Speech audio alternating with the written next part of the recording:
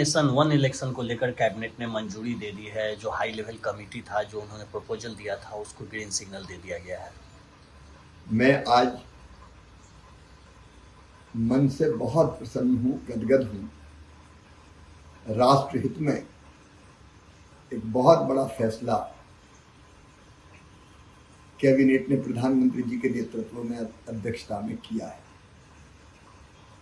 हमेशा होने वाले चुनाव देश की प्रगति में बाधक थे। इस देश में और कुछ हो ना हो, 24 घंटे चुनाव की तैयारी चलती रहती है। लोकसभा के चुनाव खत्म हुए तो विधानसभा के चुनाव शुरू हो गए। अब ये महाराष्ट्र के चुनाव हैं, आज जम्मू कश्मीर में वोट डले, हरियाणा के चुनाव हैं, झारखंड में चुनाव है। उसके 6 महीने के बाद फिर दूसरे चुनाव का बिगुल बच जाएगा, तो दूसरे राज्यों की चुनाव की तैयारी करेंगे।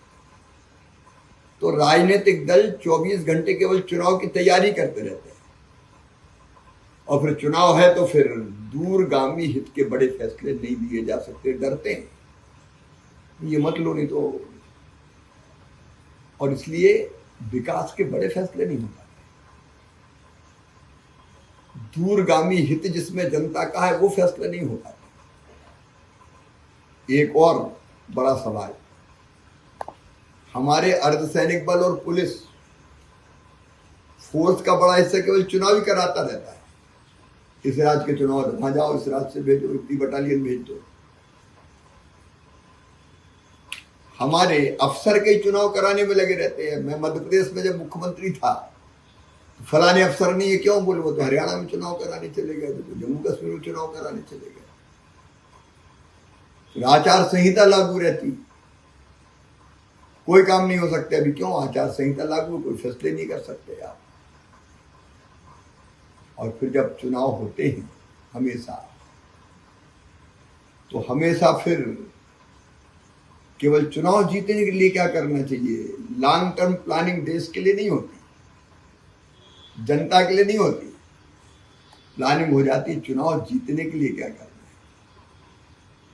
फिर चुनाव में खर्चा होता है, एक तो खर्चा होता है सीधे सीधे चुनाव की व्यवस्था में, वो पैसा भी तो जनता का पैसा है।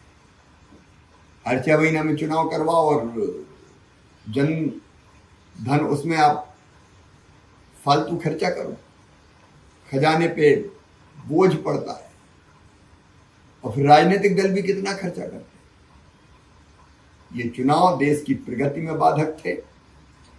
ये चुनाव जनता के दूरगामी हित में लिए जाने वाले बड़े फैसलों में बाधक थे।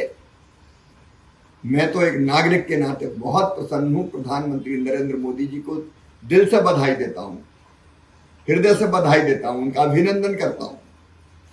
ऐसा बड़ा फैसला उनके नेतृत्व में ही हो सकता था। और सभी राजनीतिक दलों से अपील करता हूं, इसमें राजनीति ना करें,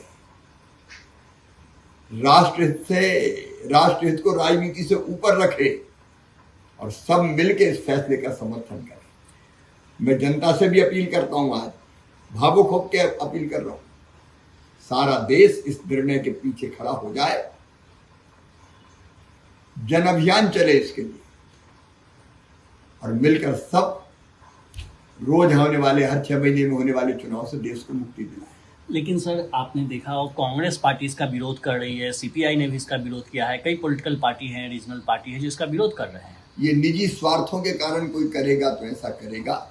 दिल से किसी भी पार्टी के नेता से पूछ लो, अंतरात्मा से, कि बताओ ये देश के हित में है कि नहीं, तो हर एक के अंदर से, अंतरात्मा से निकलेगा कि यही होना चाहिए। अब राजनीतिक फैसले अगर उनको करना हो तो अलग बात है, लेकिन मैं फिर सबसे अपील करूंगा कि मत करो राजनीति राष्ट्र हित में।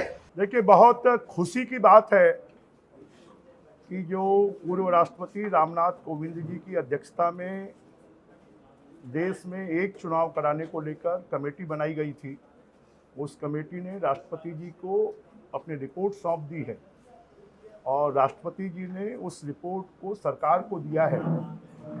और उसके आधार पर आज कैबिनेट ने सैद्धांतिक मंजूरी उसके ऊपर में दे दी है।